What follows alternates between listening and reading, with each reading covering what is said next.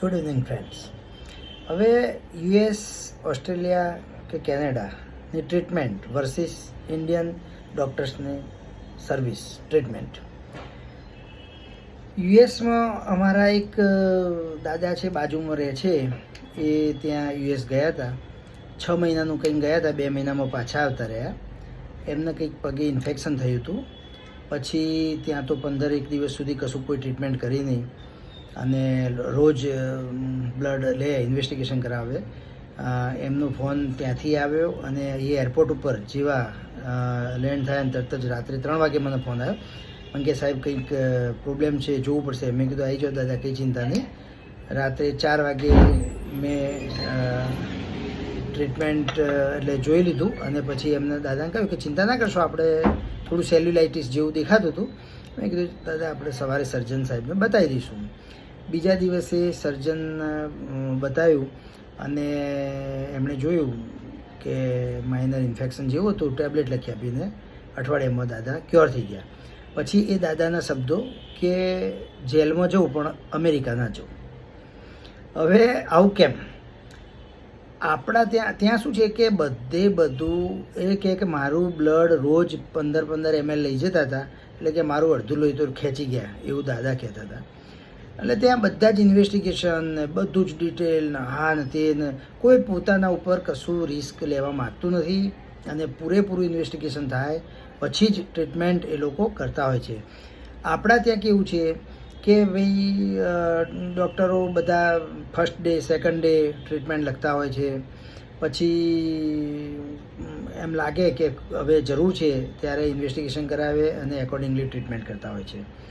હવે આપણા મોટા દેશમાં, આવડા મોટા 140 કરોડની વસ્તીવાળા દેશમાં જો બધા જનરલ પ્રેક્ટિશનર અને બધા આ રીતે ઇન્વેસ્ટિગેશન કરાયા વગર ટ્રીટમેન્ટ નહીં જ આપવાની તો પોસિબલ બને જ નહીં. કેટલાય પેશન્ટો ખૂબ હેરાન થાય અને એપોઇન્ટમેન્ટ જો અમેરિકા કે કેનેડા આટલી ઓછી વસ્તીવાળા દેશમાં મહિનો દોઢ મહિને એપોઇન્ટમેન્ટ મળતી હોય તો આપણા 140 કરોડની વસ્તીવાળા દેશમાં આટલા investigation, x-ray, USG, CT scan, MRI આવું બધું કરાવવા જાઓ તો એપોઇન્ટમેન્ટ તો 6 મહિને ના મળે અને આમાંથી કેટલાય પેશન્ટો તો જતા રહે, ટ્રીટમેન્ટ ના અપાવે. એટલે બધી વસ્તુ ફિઝિબલ ઇન્ડિયામાં પોસિબલ નથી કારણ કે આટલી બધી સંખ્યા છે. પણ આપણા ડૉક્ટરો એટલું બધું કામ કરે છે ત્યારે જ પોસિબલ છે. ત્યાં તો કેવું છે કે ભૂરિયો ડૉક્ટર હોય અને 8-10 પેશન્ટ પતી જાય સાંજે 6 વાગે, એટલે કે બહાર બેઠા હોય. આમ તો બહાર બેઠા જ ન હોય એપોઇન્ટમેન્ટ વગર, તો ત્યાં મળે જ નહીં. પણ કદાચ એ આવી ગયું હોય તો કે no, my time is over, pen ફેંકીને ઊભું થઈ જાય કે ટુમોરો, નેક્સ્ટ ડે. અને આપણે બિચારા ડૉક્ટરો, અમારા જનરલ પ્રેક્ટિશનર મિત્રો રાત્રે 11 વાગ્યા સુધી ઓપીડી જોતા હોય છે. એવું નથી કે એમને કામની ભૂખ છે, પણ જોતા હોય છે, માનવતાના લીધે જોતા હોય છે. ઘણી વખતે ફોન આવે 5 કિલોમીટર દૂરથી કે સાહેબ બેસજો, હું આવું છું, તો એ ડૉક્ટર શરમના મારે ત્યાં બેસતા હોય છે.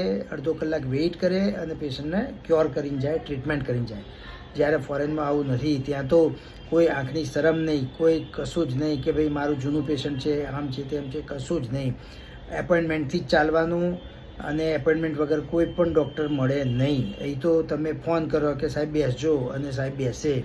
એટલે દરેક દર્દીઓએ ઇન્ડિયાના ડૉક્ટરોનો ખૂબ આભાર માનવાની જરૂર છે. નહીંતર આવડા મોટા કન્ટ્રીમાં એવું નથી કે ડૉક્ટરો વધારે છે, ડૉક્ટરો તો ખૂબ ઓછા છે.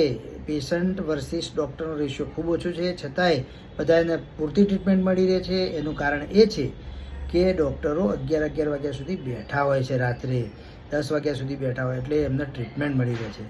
એટલે બધું યુએસ, કેનેડા કે ઓસ્ટ્રેલિયા જાઓ ત્યારે ખબર પડે કે ડૉક્ટરની વેલ્યુ શું છે. મારી જે એક ભાણી હતી ત્યાં કેનેડામાં ટ્રીટમેન્ટ લેતી હતી, પ્રેગ્નન્સી હતી. 8 મહિના સુધી તો કોઈ ગાયનેકોલોજિસ્ટનું ફેસ નહોતો જોયો, કોઈ ડૉક્ટર મળે જ નહીં. સિસ્ટર જ ટ્રીટમેન્ટ કરે, આયર્ન કેલ્શિયમ લખી આપે. 8 મહિના પછી એણે ડૉક્ટરને જોયા. એ કહેતી હતી કે મારે કે ઇન્ડિયામાં તો કેવું સારું, ફટ દઈને મામાની હોસ્પિટલ જતા રહેવાય. એટલે અહીંયા ઇઝીલી મળી જાય છે ડૉક્ટરો. એટલે એનું તમે કદર કરજો. બાકી બહાર ફોરેન જશો અને જો બીમાર પડ્યા તો પતી ગયું. બહુ જ હેરાનગતિ છે. લોકો દાઢ દુખતી હોય તો 6 મહિનાની એપોઇન્ટમેન્ટ હોય. અહીંયા આવે, દાઢ પડાવીને જતા રહે, આવવાનો જવાનો ખર્ચો રહેવાનું બધું થઈને ત્યાંના કરતાં સસ્તું પડતું હોય છે.